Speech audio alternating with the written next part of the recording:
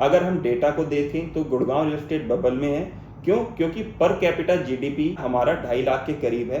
देखिए, hyper supply वो phase है जब इन्वेंट्री मार्केट में बहुत ज़्यादा हो जाती है। हेलो एवरीवन, अगर आज आप ये वीडियो देख रहे हैं तो आप एक एक्टिव रियल एस्टेट इन्वेस्टर हैं या आप रियल एस्टेट में इंटरेस्ट रखते हैं।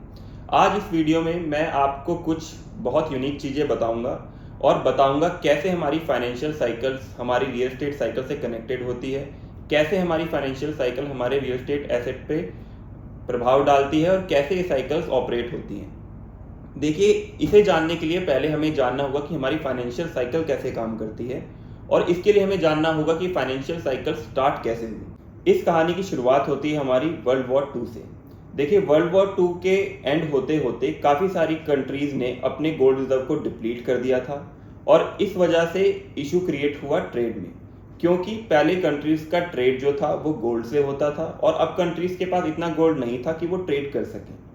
इस प्रॉब्लम का सॉल्यूशन निकालने के लिए 44 प्रोमिनेंट कंट्रीज इकट्ठा हुई और ब्रेटन वुड नामक जगह पे एक मीटिंग रखी गई जहां पे एक न्यू मॉनेटरी सिस्टम स्टैब्लिश हुआ, जिसमें ये डिसाइड हुआ कि डॉलर अब एक बेस करेंसी के रूप में सारी कंट्रीज एक्सेप्ट करेंगी और हमारा जो ट्रेड है पूरे वर्ल्ड का वो डॉलर में होगा। और अगर किसी भी कंट्रीज को गोल्ड चाहिए होगा तो अमेरिका के पास जाके डॉलर देके अपना गोल्ड ले सकता है। और जो गोल्ड का प्राइस तब डिसाइड हुआ वो हुआ 35 रुपीज डॉलर पर ounce. Brayton would system establish होने के बाद दुनिया में ट्रेड दोबारा रिज्यूम हुआ, बट देखते ही देखते कुछ ही सालों में न्यू डेवलपिंग नेशंस निकल के आने लगे जो अमेरिका को ट्रेड में कम्पीट करने लगे। इनमें से 2 प्रोमिनेंट नेशंस थे, फ्रांस और जापान। फ्रांस और जापान ने दुनिया में ट्रेड में काफ़ी हिस्सेदारी दिखाई और देखते ही देखते अमेरिका को ट्रेड डेफिसिट फेस करना पड़ा। फिर लेट 1960s आते आते अमेरिका के इकोनॉमिकल चैलेंजेस और बढ़ने लगे और डॉलर अपनी वैल्यू वर्ल्ड में खोने लगा। धीरे धीरे ये कंटिन्यूएशन चलती रही और अमेरिकन डॉलर वीक होता गया पूरे वर्ल्ड में।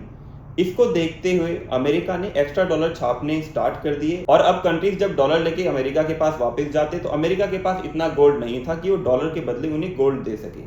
यहाँ से स्टार्ट हुआ हमारा बैलेंस क्राइसिस और 1971 आते आते प्रेसिडेंट निक्सन ने गोल्ड स्टैंडर्ड को भी खत्म कर दिया, जिससे स्टार्ट हुआ इकोनॉमी में नया चैलेंज और इकोनॉमी हमारी पूरी तरीके से बदल गई। निक्सन के इस फैसले के बाद एक दौर शुरू हुआ जिसे कहते हैं फिएट करेंसी का दौर, क्योंकि अब ये जो पेपर मनी थी, जो डॉलर था, वो बैक्ड बाय नथिंग था। मतलब अब इसके पीछे गोल्ड नहीं था तो अमेरिका कितने भी डॉलर छाप सकता था। यहाँ से जन्म हुआ हमारे न्यू इकोनॉमिक मॉडल का, जिसे हम कहते हैं डेट बेस्ड इकोनॉमी। अब हम जिस इकोनॉमी में जी रहे हैं उसे हम कहते हैं डेट बेस्ड इकोनॉमी। आइए अब समझते हैं कि डेट बेस्ड इकोनॉमी कैसे काम करती है। आप सभी लोगों ने ये सुना होगा, हमारे पुराने ज़माने में हमारे बड़े बूढ़े कहते थे कि जो पेपर नोट है अगर हम इसे लेके बैंक में जाएंगे तो जो बैंक में रखा हुआ सोना है वो हमें इस पेपर नोट के बदले मिलेगा। बट ये चीज़ गोल्ड स्टैंडर्ड खत्म होने के साथ ही खत्म हो गई और हमारा इकोनॉमिकल मॉडल पूरा चेंज हो गया। आइए अब मैं इस वीडियो को कॉम्प्लेक्स ना करते हुए आपको समझाता हूँ कि डेट बेस्ड इकोनॉमी कैसे काम करती है और ये जो बूम एंड बस्ट साइकिल्स हम देख रहे हैं हमारी इकोनॉमी में वो कैसे काम करती है। देखिए, डेट बेस्ड इकोनॉमी मॉडल में वही कंट्री डेवलप्ड मानी जाती है या वही नेशन डेवलप करता है जो गुड डेट लैंड करता है और ये जो हमारा डेट होता है ये वापस आना चाहिए और जितना ज़्यादा कंट्री पे डेट होगा उतनी ज़्यादा कंट्री डेवलप करेगी। और जितनी भी आप डेवलप्ड नेशन देखेंगे उनका डेट आज बहुत ही ज़्यादा है। अभी हम देखेंगे जो हमारा लास्ट क्राइसिस था जिसे हम कहते हैं सब प्राइम क्राइसिस, जिसने वर्ल्ड मार्केट को हिट करा था। और हम देखेंगे यहाँ पे कि कैसे एक एसेट की वैल्यू चेंज हुई जब आपको आपका डिप दिखा मार्केट में और जब आपको वहाँ डिप के बाद जब आपकी दोबारा से ग्रोथ स्टार्ट हुई, जिसे हम कहते हैं बूम एंड बस्ट साइकिल। तो देखिए, जब 2008 के आते आते मार्केट गिर गई तो यहाँ पे हम पहले गोल्ड का प्राइस देख रहे हैं, क्योंकि गोल्ड पूरी हिस्ट्री में एक रिजर्व एसेट की तरह आया है और जब भी हम आज भी कोई मॉनेटरी वैल्यू देखते हैं तो हम गोल्ड से कंपेयर करते हैं। तो आइए देखते हैं। देखिए, 2008 क्राइसिस में गोल्ड का प्राइस था 12,500 का। 2008 में मार्केट गिरी। अब आप ये वाला ग्राफ देखिए, ये है सेंसेक्स का। आप यहाँ देख सकते हैं कि 2008 में मार्केट नीचे है। अब यहाँ पे इकोनॉमी में एक टर्म होती है क्वांटिटेटिव ईजिंग, जिसमें गवर्नमेंट पैसा प्रिंट करती है ताकि इकोनॉमी को दोबारा एक किक स्टार्ट मिल सके। अब आप 2008 से देखेंगे कि कैसे सेंसेक्स ऊपर ऊपर ऊपर ऊपर जा रहा है और आप इस वाले ग्राफ में भी देख सकते हैं कि 8, 9, 10 और 2011-12 तक आते आते गोल्ड का प्राइस आपका डबल हो चुका है और वहीं पे सेंसेक्स का भी आपका जो आप ये देख रहे हैं ग्रोथ वो भी डबल हो चुकी है। और इसी से इंटरेस्टिंग चीज मैं बताता हूं, ऐसे ही रिलेट करती है रियल एस्टेट साइकिल। आपको याद होगा लास्ट रियल एस्टेट साइकिल हमने 2010 में देखी थी गुड़गांव में भी, और उस साइकिल की कंटिन्यूएशन 4 या 5 साल तक चली थी। उसके बाद वहां पे हमें साइडवेज मार्केट दिखी और फिर वो साइकिल वहां पर खत्म हो गई। अब हम देखेंगे लास्ट वाला 2019 वाला क्राइसिस जो कि है हमारा कोविड क्राइसिस। अब आप दोबारा ग्राफ में देख सकते हैं 2019 के एंड तक गोल्ड का प्राइस था 35,000 और वहीं पे आप दूसरी तरफ देख सकते हैं शेयर मार्केट में आप देख सकते हैं 2019 के एंड में आते आते शेयर मार्केट गिरना स्टार्ट हो गई थी। अब यहाँ से दोबारा क्वांटिटेटिव ईजिंग करी गवर्नमेंट ने और दोबारा आप देखेंगे सेंसेक्स में कि आपको सेंसेक्स ऊपर जाता दिखेगा और वहीं पे उतने ही टाइम पीरियड में 2019 के बाद 3 या 4 साल बाद आज दोबारा गोल्ड का प्राइस डबल हो चुका है और दोबारा हमारा सेंसेक्स डबल से ज्यादा ग्रोथ दिखा चुका है। सो ये इसका रीजन क्या है? देखिए इसका सिंपल सा रीजन है, अगर आप सन 2000 में लाख रुपए का गोल्ड होल्ड करते थे तो उसकी वैल्यू बढ़ी, बट अगर आप सन 2000 में लाख रुपए की करेंसी नोट होल्ड करते थे तो उसकी वैल्यू आपकी डेप्रिशिएट हुई है। तो जो टेंजिबल एसेट होता है या वो एसेट्स जो ग्रोथ दिखाते हैं वो हमेशा ग्रो करते हैं, जो आपकी पेपर करेंसी है वो आपकी वैल्यू खोती रहती है। अब ये तो हो गई बात हमारे मैक्रो फैक्टर्स की कि मैक्रो साइकिल्स कैसे काम करती है और ये बड़ी वाली साइकिल्स कैसे काम करती हैं फाइनेंशियल। बट अब क्योंकि ये वीडियो रियल एस्टेट से रिलेटेड है तो अब हम रियल एस्टेट की साइकिल की बात करेंगे कि इस बूम एंड बस्ट साइकिल में रियल एस्टेट साइकिल कैसे काम करती है। सो रियल एस्टेट साइकिल समझने से पहले हम एक बात जानते हैं कि गोल्ड तो हमारे पास लिमिटेड है, पर रियल एस्टेट एसेट क्यों हमारा गोल्ड की तरह ही ग्रो करता है। इसके लिए आपको जानना पड़ेगा इकोनॉमिक्स का एक बेसिक सा टर्म जिसे कहते हैं 4 फैक्टर्स ऑफ प्रोडक्शन, जिसमें हमारा आता है लैंड, लेबर और कैपिटल और एक एंटरप्रेन्योर। देखिए किसी भी इकोनॉमी में आपको कोई प्रोडक्शन करने के लिए या कोई सर्विस देने के लिए हमेशा ये 4 चीजें रिक्वायर होती हैं, जिसमें लैंड एक यूनिट है और लैंड इसीलिए अपनी वैल्यू विद टाइम कभी खोता नहीं है, और जो पेपर करेंसी है ये खोती रहती है अपनी वैल्यू। क्यों? क्योंकि इसकी छपाई ज्यादा से ज्यादा होती रहती है। तो अब हम देखते हैं रियल एस्टेट साइकिल और समझते हैं कि real estate cycle in boom bust cycles में कैसे काम करती है। हम बात करेंगे 2019 की साइकिल के बारे में, क्योंकि ये साइकिल्स हम सभी लोगों के सामने हैं। तो हम देखेंगे कि ये कैसे स्टार्ट हुई और ये कब तक आपकी कंटिन्यू करेगी। अब आप सभी को याद होगा जब 2019 में क्राइसिस हुआ था, उसके बाद जब ये नोटों की छपाई हुई तो सबसे पहली जो ग्रोथ आप देखेंगे, और सबने जो रियल एस्टेट को फॉलो करे उन्होंने देखा होगा कि सबसे पहली ग्रोथ आती है आपकी प्लॉट्स में। प्लॉट्स में ग्रोथ इसलिए आती है क्योंकि बैरन लैंड होता है तो लैंड का ही प्राइस बढ़ जाता है, इसलिए प्लॉट्स में आपको सबसे पहले हाइक देखने को मिलेगा। तो 2019 के बाद 2020 की स्टार्टिंग में प्लॉट्स के प्राइसेस बढ़ने स्टार्ट हो गए और 2022 तक आते आते जब कोविड का लॉकडाउन हटा उसके बाद दोबारा से गुड़गांव में रेंट इंक्रीज होने लगी, क्योंकि सारे जो हमारे कॉर्पोरेट एम्प्लॉयज थे वो पहले अपने घर गए हुए थे बट वो वापस आना शुरू हो गए। तो वहां से हमारा फेज शुरू हुआ। जो पहला फेज हम कहते हैं रियल एस्टेट साइकिल का वो है आपका रिकवरी फेज, कि जो डिमांड बनी हुई थी पहले, और यहाँ पे रिकवरी फेज में आप देखेंगे कि रेंट इंक्रीज होने शुरू हो जाते हैं। तो जो डिमांड बनी हुई थी वो दोबारा मार्केट में आई और रिकवरी फेज से हम लोग आ गए एक्सपेंशन फेज में।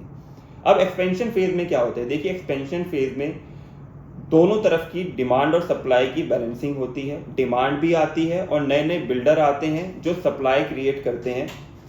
तो अब हमारा चल रहा है सेकेंड फेज जो कि है एक्सपेंशन फेज। अब ये एक्सपेंशन फेज खुद कई सारे फैक्टर्स पर डिपेंड करता है, जैसे कि एक नॉर्मल लोकल सा फैक्टर है इलेक्शन। जो लास्ट हमारी 2010 की साइकिल थी वो भी इसलिए ऑल्टर हुई थी, क्यों? क्योंकि 2014 में हमारी पार्टीज चेंज हो गई थी और कुछ बिल्डर्स ने डिफॉल्ट करा था, जिसकी वजह से पूरी मार्केट का सेंटिमेंट नेगेटिव हो गया था और मार्केट्स वहां से फॉल करना स्टार्ट हो गई थी। बट अभी इस इलेक्शन के बाद ऐसा कोई साइन हमें दिख नहीं रहा है और बिल्डर्स भी काफी अच्छा कर रहे हैं। जितने लिस्टेड बिल्डर हैं सबके डेट बहुत कम है और रिपोर्ट्स काफी अच्छी हैं। अब हम समझते हैं नेक्स्ट फेज इस साइकिल का, वो है हाइपर सप्लाई। देखिए हाइपर सप्लाई वो फेज है जब इन्वेंट्री मार्केट में बहुत ज्यादा हो जाती है और बायर मार्केट में नहीं होता है। जब इन्वेंट्री बहुत ज़्यादा हो जाएंगे और बायर नहीं होगा तो प्रॉपर्टी का रेट आपको नहीं मिल पाएगा और वहाँ से आपका शुरू होगा नेक्स्ट फेज जो होता है रिसेशन फेज। रिसेशन फेज में रियल एस्टेट में ऐसा नहीं होता कि जो प्रॉपर्टी 6 करोड़ की थी वो आपको सेल में 3 करोड़ की मिलेगी। रिसेशन फेज रियल एस्टेट में सिर्फ एक साइडवेज मार्केट को कहा जाता है, जिसमें जो आपकी 6 करोड़ की प्रॉपर्टी है वो शायद उसके लिए आपको मार्केट में बायर ना मिले, पर वो 6 करोड़ की जो प्रॉपर्टी है वो 3 करोड़ की नहीं हो। आई होप आपको ये वीडियो समझ में आ रही होगी और ज़्यादा कॉम्प्लिकेटेड नहीं होगी ये वीडियो। अब हम अपने नेक्स्ट टॉपिक पे चलते हैं कि क्या गुड़गांव रियल एस्टेट एक बबल में है या नहीं। अगर हम डेटा को देखें तो गुड़गांव रियल एस्टेट बबल में है। क्यों? क्योंकि पर कैपिटा जीडीपी हमारा 2.5 लाख के करीब है और ये प्रॉपर्टीज 6 या 7 करोड़ से स्टार्ट होती है। तो कोई 2.5 लाख कमाने वाला ईयरली इंसान ये प्रॉपर्टीज नहीं खरीद सकता। इसलिए सबको लग रहा है कि ये मार्केट एक बबल में है, बट क्या ये मार्केट सच में बबल में है? इसको जानने के लिए मैं आपको एक छोटा सा एग्जांपल देता हूं जिससे आप समझ सकते हैं। देखिए, एक कार का क्या काम होता है। अगर आप मार्केट में कार लेने जाते हैं तो आप अपनी सुविधा के लिए कार लेने जाते हैं। कार का काम होता है कि आपको एक जगह से दूसरी जगह लेके जाए। उसी तरीके से प्रॉपर्टी का क्या काम होता है? प्रॉपर्टी का काम होता है कि आप उसमें रह सके एक अच्छे से घर में। तो क्या गुड़गांव में 1 करोड़ के अंदर कोई प्रॉपर्टी अवेलेबल नहीं है? नहीं, ऐसा नहीं है। गुड़गांव में 1 करोड़ में बहुत सारी प्रॉपर्टीज अवेलेबल हैं, 1.5 करोड़ में भी बहुत सारी प्रॉपर्टीज अवेलेबल है। बट यहाँ पर बात आती है लग्जरी प्रॉपर्टीज की और लग्जरी कार्स की। देखिए, वही कार जो 6-7 लाख में आती है वो आपको एक जगह से दूसरी जगह ले जा सकती है, और वहीं पे एक लग्जरी कार 3 करोड़ की आती है, वो भी वही काम करती है। इसी तरीके से है real estate. Luxury real estate भी आपको रहने की ही सुविधा देता है और एक छोटा सा नॉर्मल घर भी आपको रहने की सुविधा देता है। तो लग्जरी रियल एस्टेट में बबल हो सकता है, बट रियल एस्टेट में बबल नहीं है। अगर आप गुड़गांव में 1 करोड़ लेके आएंगे आपको चीज मिलती है।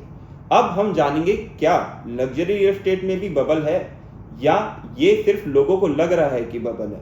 उसके लिए हमें देखने पड़ेंगे कुछ और डेटा। आइए अब मैं आपको कुछ डेटा दिखाता हूं, उससे हम समझेंगे क्या लग्जरी रियल एस्टेट गुड़गांव में अच्छा करेगी या नहीं करेगी। तो स्क्रीन पे आप एक छोटा सा डेटा देख सकते हैं। तो जितनी भी डेवलप्ड कंट्रीज हैं उनका सबका डेट टू जीडीपी रेशियो अगर आप देखेंगे आपको हाई मिलेगा। अगर आप जापान का देखते हैं वो है 232, लेबनान का है 215 और सिंगापुर का है 147। सो अभी इस रैंकिंग में इंडिया बहुत नीचे है और इंडिया का डेट टू जीडीपी रेशियो सिर्फ है अराउंड 80%। सो अभी हमारी कंट्री में ग्रोथ के बहुत स्कोप हैं और पूरा वर्ल्ड इसीलिए हमारी कंट्री को देख रहा है कि ये डेवलप करेंगे और सारे इन्वेस्टर दुनिया के हमारे यहाँ पे आके इन्वेस्ट करेंगे ताकि वो ग्रो हो सके, क्योंकि हमारा डेट टू जीडीपी रेशियो भी बहुत कम है। अगर आप चाइना से कंपेयर करेंगे, चाइना का भी बहुत ज़्यादा है। इसीलिए इंडिया में अभी ग्रोथ की बहुत पोटेंशियल है। अब हम सेकेंड फैक्टर पे बात करते हैं। देखिए, मैं आपके सामने स्क्रीन पे 3 पिक्चर दिखाता हूँ। ये 3 पिक्चर्स आप देख सकते हैं। आपको क्या लगता है कि अगर इंडिया डेवलप होगा तो वो कैसा दिखेगा? क्या उसमें ये लंबे वाले स्काई स्क्रैपर होंगे या ये जो कच्ची सड़कें और झोपड़ियां ये होंगी? अगर इंडिया का फ्यूचर डेवलप्ड नेशन की तरह है तो ऑब्वियसली आप इस पिक्चर को कहेंगे हाँ कि हम कल के दिन इंडिया में बड़े बड़े स्काई स्क्रैपर देखेंगे, जो कि मुंबई में अभी भी है। बट नॉर्थ इंडिया में सबसे अच्छे sky scraper I think Gurgaon में ही है अभी। सो ये कुछ रीजन है जिसकी वजह से मुझे नहीं लगता कि जो लग्जरी बबल है ये भी इंडिया में बस्ट हो सकता है या बस्ट होगा। सो लग्जरी रियल एस्टेट में भी मुझे नहीं लगता कि कोई बबल है। इसका रीजन ये है कि जैसे हमारा डेट टू जीडीपी रेशियो बढ़ेगा वैसे ही हमारी पर कैपिटा इनकम में भी इंक्रीज आपको देखने को मिलेगा। और ये जो प्रॉपर्टीज है आप 7 या 8 करोड़ की देख रहे हैं, हो सकता है 4-5 साल बाद ये 10-10, 11-11 करोड़ में इजीली बाय लोग कर लें। सो ये डेटा दिखा के मैं आपको ये नहीं बताना चाहता कि गुड़गांव सिंगापुर बन जाएगा, बट ये जितनी वीडियो मैंने आपको बताई है उससे आपको ये समझने की जरूरत है कि रियल एस्टेट एसेट आप पूरे कंट्री में अगर देखेंगे, पूरे इंडिया में आपको रियल एस्टेट में एक बूम दिखा है। आप कुरुक्षेत्र जाइए, आप भिवाड़ी जाइए, आप राजस्थान जाइए, हर जगह पे आपको प्लॉट के प्राइसेस डबल होते हुए दिखे हैं। तो इसीलिए रियल एस्टेट एक ऐसी इन्वेस्टमेंट है जो आप आंख बंद करके कर सकते हैं। अगर आप एक अच्छी प्रॉपर्टी बाय कर रहे हैं तो कभी भी आपको धोखा नहीं देगी। अब हम बात करते हैं हमारे तीसरे फैक्टर की, जो बड़ा ही इंटरेस्टिंग फैक्टर मुझे लगता है। देखिए, अगर आज दिल्ली में ग्रेटर कैलाश में रहने वाला है, वसंत विहार में रहने वाला एक वेल्दी इंसान जब अपने बच्चे की शादी करता है और जब उसके बच्चे का एक नया परिवार बनता है, तो आप मुझे बताइए कि वो कहाँ पे प्रॉपर्टी लेगा? क्या वो वसंत विहार वाला जाके यमुना पार्क प्रॉपर्टी लेगा, या वो जाके रोहिणी प्रॉपर्टी लेगा, या वो ऐसी जगह प्रॉपर्टी लेगा जो डेवलपिंग है या डेवलप्ड हो गई है, जहाँ पे लिविंग स्टैंडर्ड उस जगह से काफ़ी अच्छे हैं। तो ये एक बहुत बड़ा रीज़न है जो मुझे लगता है कि अभी तो डिमांड गुड़गांव में आई नहीं है। आने वाले 10 साल में जब इन परिवारों के नए बच्चे आएंगे और जब वो शादियां करेंगे और उनकी फैमिलीज बनेगी, तो मुझे लगता है कि गुड़गांव में आपको आने वाले 10-15 साल में जो डिमांड देखने को मिलेगी लग्जरी रियल एस्टेट की, उसमें बहुत बड़ा इजाफा होगा। और सेम विद हरियाणा के जितने वेल्दी लोग हैं, क्या वो हरियाणा छोड़ के अपनी एक गुड़गांव जैसी डेवलप्ड सिटी छोड़ के कहीं दूसरे सिटी में जाके रहेंगे या दूसरे स्टेट में जाके रहेंगे? नहीं। सो अभी भी जो आपको लग रहा है लग्जरी रियल एस्टेट का रेट बहुत ज़्यादा है, हो सकता है ये आंकड़े ऊपर नीचे हो जाएं, या हम भी गलत हो सकते हैं या आप भी सही हो सकते हैं, बट इकोनॉमी तो ऐसे ही चलती है और इकोनॉमी चलती रहेगी, दुनिया का अंत तो होगा नहीं। तो आपको क्या लगता है? आप मुझे अपनी कमेंट्स में मुझे बता सकते हैं कि आपकी क्या राय है इस बारे में। और अगर आप चाहते हैं किसी और टॉपिक पे हम कोई और इंटरेस्टिंग वीडियो बनाएं, तो आप नीचे हमें कमेंट भी कर सकते हैं। तब तक के लिए बाय बाय, टेक केयर, सी या।